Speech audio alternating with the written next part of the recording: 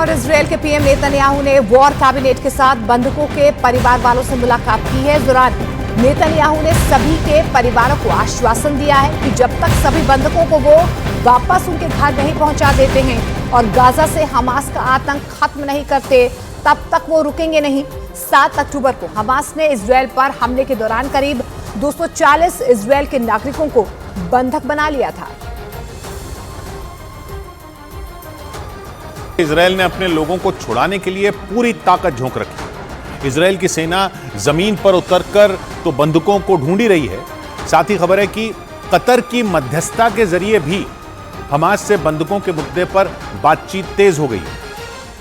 और कतर के प्रधानमंत्री ने खुद इस बात की जानकारी दी। मोहम्मद बिन अब्दुल रहमान अल थानी के मुताबिक जल्द ही इजरायल और हमास के बीच बंधकों के मुद्दे पर एक डील हो सकती है। कतर जंग की शुरुआत से ही बंधकों के मुद्दे पर इजरायल और हमास के बीच मध्यस्थता कर रहा है। कतर की मध्यस्थता से ही हमास 4 बंधकों को रिहा भी कर चुका है, लेकिन अब कतर की कोशिश है कि जल्द दोनों के बीच समझौता हो जाए ताकि गाजा पर इजरायल अपने हमले बंद कर दे, जिससे पश्चिम एशिया में एक बार फिर शांति कायम हो। लेकिन कतर की लाख कोशिश के बावजूद अभी तक ऐसा नहीं हो पाया है। मगर अब कतर के प्रधानमंत्री ने ये दावा किया कि हमास और इजरायल समझौते के बेहद करीब हैं। उनके मुताबिक दोनों के बीच डील कुछ शर्तों पर सहमति नहीं बनने की वजह से नहीं हो पाई है। बंधकों के मुद्दे पर अब अमेरिका ने भी कतर पर दबाव बनाना शुरू कर दिया। खबर है कि अमेरिका के राष्ट्रपति बाइडेन ने कतर के अमीर से फोन पर बातचीत कर सभी बंधकों की रिहाई की मांग की और कतर से हमास पर बंधकों को छोड़ने का दबाव बनाने को कह दिया। खबर के मुताबिक बाइडेन ने कतर के अमीर से फोन पर बातचीत की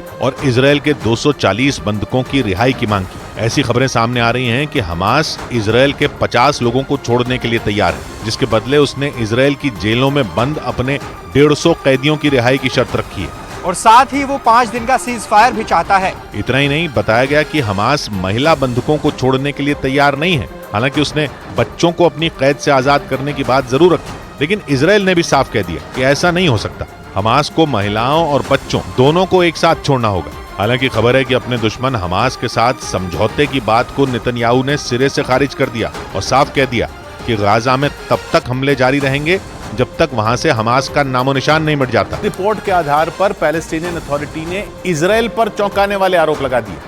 आरोपों के मुताबिक इजरायल की फौज ने ही इजरायल के लोगों की जान ले ली थी, जबकि 7 अक्टूबर को इजरायल पर हुए हमले के बाद से ही नेतन्याहू की फौज गाजा में हमास के ठिकानों पर कहर ढा रही है। लेकिन अब जब पैलेस्टीनियन अथॉरिटी ने यह दावा किया कि इजरायल ने अपने ही लोगों पर जानबूझकर बम बरसाए थे, तो पूरी दुनिया में बवाल मच गया, क्योंकि इजरायल में हुई हर एक मौत के लिए इजरायल हमास को ही जिम्मेदार मानता है।